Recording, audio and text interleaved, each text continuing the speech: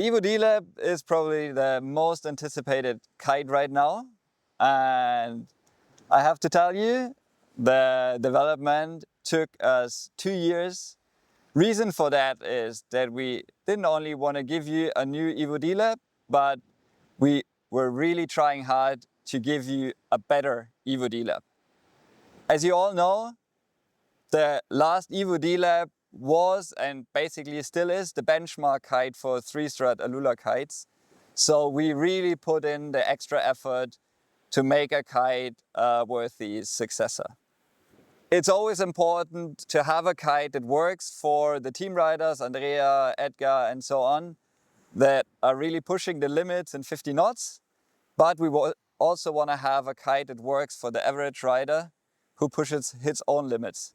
And therefore it's great to have Reno on board helping with the development, because he's coming from the competition scene, has been at the King of the Air, but now really developed a good feel and a good eye for what a kite needs to work for both the competition side and the consumer side.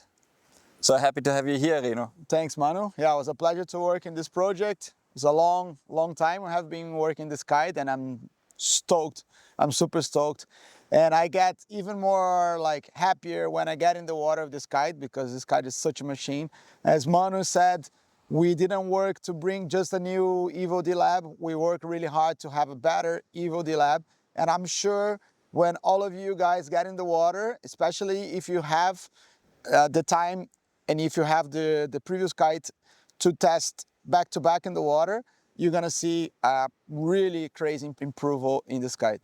So before we jump into further details, I have to talk about the lab. The amount of work that Malte and Julia are putting in the lab was crazy the last years. The data they collect from breaking tests of material, the new seam construction, and all the knowledge we gain is really showing its benefits now. It really has a true influence in the kite design right now. And that brings me to the very first change on the Evo D Lab, which is the smaller leading edge. With the knowledge we gained about materials and seam construction, we can now pump the kites to 10 psi, and that means I can reduce the leading edge diameter while remaining the rigidity and stiffness of the kite. And a smaller leading edge allows me to play around with profiles more, to find and use more efficient profiles. And these profiles have a lot of benefits for the kite overall. A more efficient profile means that the profile creates more lift while generating less drag. And that has two main benefits. One is on the low end, that the kite can fly further forward in the window and still create enough lift to pull you upwind. So your upwind angle and the low end performance on the kite gets way better. And then on the top end, what the smaller leading edge and better profiles do is, when you sheet out and depower, the low resistance, the low drag really allows the kite to shoot forward and depower quickly. So the small leading edge basically gives you a better low end and then a better depower on the top end. What do you think about that? Yeah, for me, this is something that I noticed straight away since from the first prototypes, because it was something that bothered me a lot compared to the last one, that you had power all the time. You were always really stressed on your legs, putting a lot of power on your legs to be able to ride, especially if you're going for a big air session. You have to be tense all the time with power, a lot of power in your legs all the time to hold the power of the kite. Otherwise, it didn't work. And this kite is so much more comfortable because you have way more the power because the kite shoot more into the window. And this is amazing for everything, you know. I can go way better upwind without doing as much as strength on my legs, and I can jump way more vertical, because for sure if the kite works more in the window, on the edge of the window, I can have a better vertical lift. And I mean, this is all that we want, is performance. And for sure, if the kite has less drag and more performance, it's perfect for everybody, for beginners and for pros. Yeah. Yeah, I think what you said about like the old kite, you kind of got in the situation when a gust hits, you were kind of fighting it down. You really had to push hard with your legs to slow the kite down basically and to control it. And now with the new one, when a gust hits, it just accelerates upwind, right? The gust hits and you just go faster and go more upwind, and you can use this gust very efficiently, either to go upwind or to take off and jump. Yes, I also love the agility of the kite because the kite feels really fast and sharp. So this in light wind conditions, we are able to move the kite really fast and make it work. But for me, what makes the biggest difference comparing this kite to the latest one, it is when you're riding overpowered. The other kite, if you had like mid power going to overpower, for me the kite was like under control. It was too rush and too extreme. And this kite is way easier to control, especially for end consumer, for every people which is looking to have a extreme kite but easier kite to ride. This is amazing, and this is lovely for me too, because right nowadays, for sure, I'm trying to push my limits and jumping high and do crazy loops, but I also want comfort, you know? I don't want to be out there with 30 knots in my 10 and be like fighting against my kite. I want to be together with my kite and have fun, and this is what I have with this kite right now. Yeah, so as Reno said, like one big thing is like the agility and the playfulness. And one construction detail that helps for that is the extra leading edge segment on the tip. The old kite used to be very square at the tip, and that kind of created a hinge point. And now with the new seam construction that Malte developed, I added an additional segment in the leading edge, and this just helps me to transfer the load of your backlines better into the frame of the kite. And that goes both ways, right? It helps you for response of the kite. You have like basically no delay when you steer, but on the other hand, it also gives you great feedback from the kite back to the bar.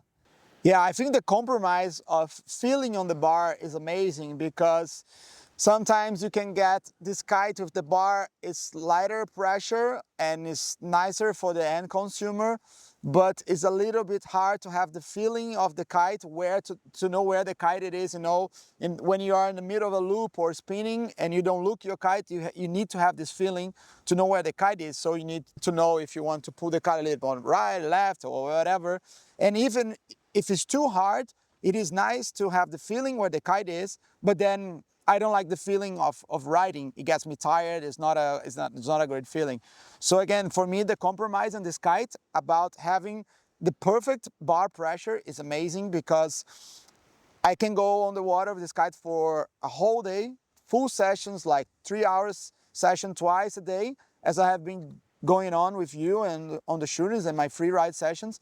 But also I have super precise on my bar where the kite is, and this gives me a lot of performance to train and to land new tricks that I want.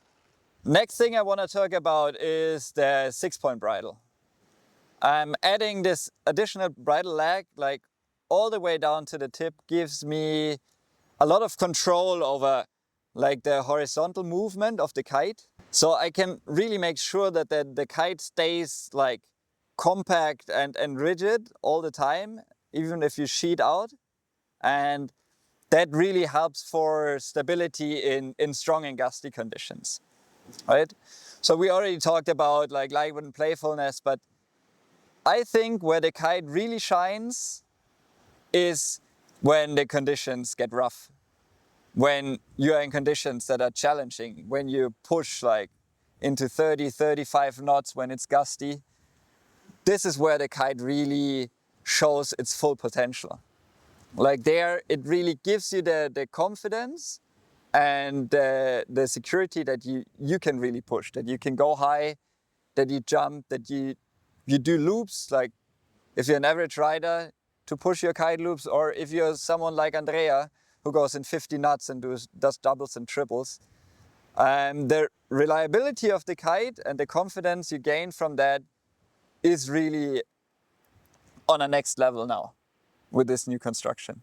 You can feel this by only going right and left, you know, and if you get this kite and go in super rough conditions, just by going right and left, you can feel that you're gonna be comfortable, you're not gonna be stressed, you're not gonna feel that rush, that adrenaline and that fear that that you feel like, wow, it's getting, you know, this thing is tough. So it's very fine to ride with it, and this for sure pushes your limit, because normally in this condition you wouldn't try to do something that you're not comfortable with it, but with this kite it gives you so much confidence. The kite's so stable that you every time when you're out there you push one step ahead, and this is what we're looking for, you know, like for sure we have all different type of riders, the people that just go right and left and they want to enjoy nature, but I think everybody is looking for something, and they start with jumps, and the guy that jumps really high goes for a loop, and whoever's doing a loop goes for a loop board off, and